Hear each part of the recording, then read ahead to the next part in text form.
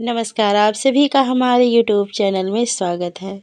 तो हम आप लोगों के लिए एक प्यारी सी कहानी है, प्यार के बंधन। इस कहानी को ज़रूर सुनिएगा और पढ़िएगा प्रतिलिपि पर।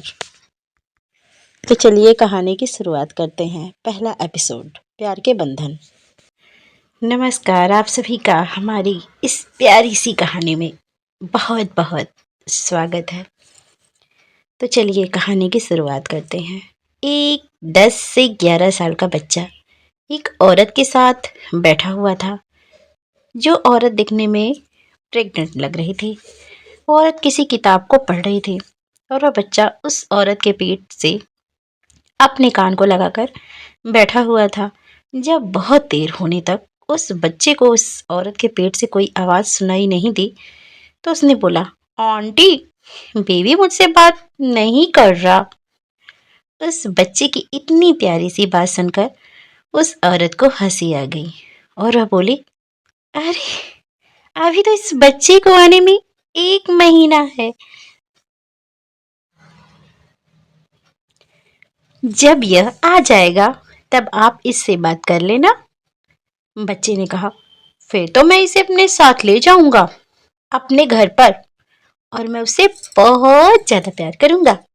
मैं जानता हूँ आपको ना एक ब्यूटीफुल गर्ल होगी, बिल्कुल परी जैसी, और फिर वह मेरी हो जाएगी। उस बच्चे की इतनी प्यारी बातें सुनकर उस औरत को तो हंसी आ गई और फिर उस बच्चे से बोली, आपको ऐसी बातें कौन सिखाता है रुद्र? रुद्र उस औरत की तरफ देखकर बोलता है, आपको नहीं पता आंटी, एक हैंडसम लड़का एक ब्यूटीफुल गर्ल से शादी करता है तो मैं तो हैंडसम हूँ। इसका मतलब आपको जो बेबी होगा वो मेरी परी, जो ब्यूटीफुल गर्ल होगी, और मैं उससे शादी कर लूँगा। वह दोनों बात कर ही रहे थे कि तभी वहाँ पर एक आदमी आता है और बोलता है, तो क्या बातें चल रही हैं आप दोनों के बीच में, हमें भी तो बताइए। तभी वह प्रेग्नेंट औरत बोली, वह जो शैतान है ना, वह प्लानिंग कर रहे हैं कि आपकी बेटी से शादी करने की। इस पर उस आदमी ने बच्चे को देखकर बोला, लेकिन हम तो अपनी बेटी इतनी आसानी से आपको नहीं देंगे। आपको उसके लिए बहुत मेहनत करनी पड़ेगी, क्योंकि हमारी बेटी तो राजकुमारी होगी और हम उसको किसी राजकुमार को ही देंगे। तो आपको उसके लिए राजकुमार बनना पड़ेगा। तो इस पर उस बच्चे ने अपनी प्यारी सी आवाज में कहना शुरू किया, हम तो पहले से ही राजकुमार हैं। तभी वह आदमी बोला, नहीं बेटा, इंसान राजकुमार कभी भी पैसे से नहीं बनता। वह राजकुमार बनता है अपने अच्छे दिल से, अपनी अच्छी सोच से और अपनी अच्छी नीयत से। जब आप अपनी इतनी सारी चीज अच्छी कर लेंगे ना, तो हम फिर आपको अपनी राजकुमारी दे देंगे। तो इस पर उस बच्चे ने कहा, अच्छा, तो इसका मतलब है हमें भी बहुत मेहनत करनी पड़ेगी परी से शादी करने के लिए। रुद्र की इतनी प्यारी बातें सुनकर विकास जी और बीना जी के चेहरे पर एक प्यारी सी मुस्कान आ जाती है। तभी वहां पर सुरेश जी आते हुए बोलते हैं, अरे विक्रम, आपने देखा है एक छोटे से शैतान को, उसे हम बहुत देर से ढूंढ रहे हैं। तो इस पर विकास जी जानबूझकर बद बनाते हुए सुरेश जी से बोलते हैं, आप किसकी बात कर रहे हैं पिताजी, जरा सही से बताइए। इस पर सुरेश जी मुस्कुराते हुए बोलते हैं, अरे वही शैतान जो हमारा चश्मा उठाकर भाग गया है। जैसे ही रुद्र यह बात सुनता है तो जल्दी से विकास जी के पीछे जाकर छुप जाता है। विकास जी हल्के से पीछे मुड़कर रुद्र से पूछते हैं, क्या आपने दादाजी का चश्मा छुपाया है? इस पर रुद्र अपनी आंखों को बंद करके बोलता है, नहीं नहीं अंकल, हमने नहीं लिया दादाजी का चश्मा। इस पर विक्रम जी बोलते हैं, रुद्र, हमने अभी बताया था ना आपको, अगर आप अपना साफ मन रखेंगे तभी हम अपनी राजकुमारी आपको देंगे। तो जल्दी से बताओ। विकास जी की यह बात सुनकर रुद्र एकदम से बोलता है, जी अंकल, हमने छुपाया है दादाजी का चश्मा, क्योंकि दादाजी हमें पीना आंटी से मिलने के लिए मना कर रहे थे। बस हमें गुस्सा आ गया था। रुद्र की यह बात सुनकर विकास जी को हंसी आ जाती है।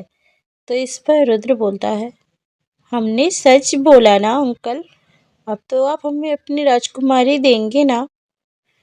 तो रुद्र की यह बात सुनकर विकास जी अपने मन में खुद से ही बोलते हैं, हमारी राजकुमारी तो पैदा ही आपके लिए होने जा रही है रुद्र, उसे हम आपको नहीं देंगे तो किसे देंगे? आखिर वह आपकी ही तो अमानत है।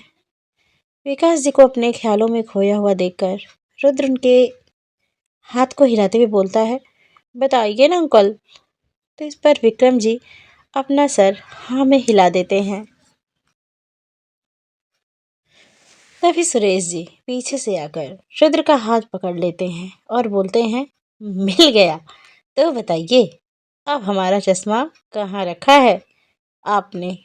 तो इस पर रुद्र अपनी छोटी सी पैंट की जेब में हाथ डालकर उसमें से सुरेश जी का चश्मा निकालते हुए उनकी आंखों पर लगा देता है। तभी विकास जी रुद्र से कहते हैं, परसों आपकी परी का वेलकम होगा, आप करेंगे वेलकम अपनी परी का?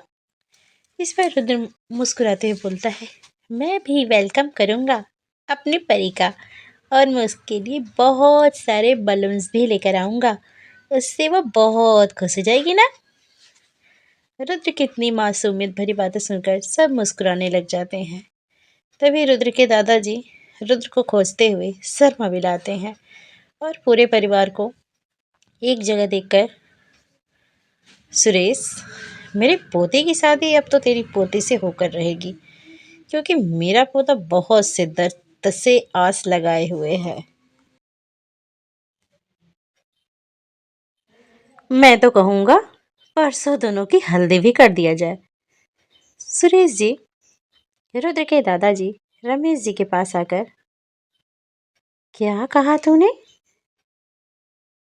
तूने सच में है, तू ऐसा सोच रहा है? अगर लड़की ना होकर लड़का हुआ तो? रमेश, तो क्या दोनों हमारी तरह जिगरी यार बनेंगे? हमारी तरह? इतना बोलकर दोनों जिगरी दोस्त गले लगकर सोफे पर बैठ गए। सुरेश ने रमेश से कहा, हमारी बहू का नया जीवन देने वाला रुद्र ही है।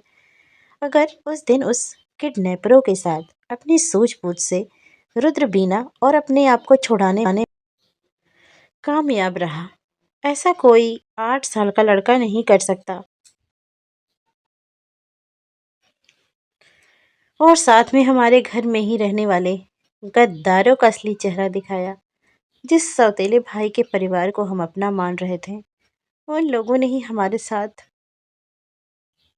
रमेश, पुरानी बातें छोड़ो, परसों गोद भराई के साथ हल्दी की भी रस्म होगी, अब हमें जाने दे। और रमेश अपने पोते रुद्र को लेकर शर्मा विला से राठौर विला आ गया।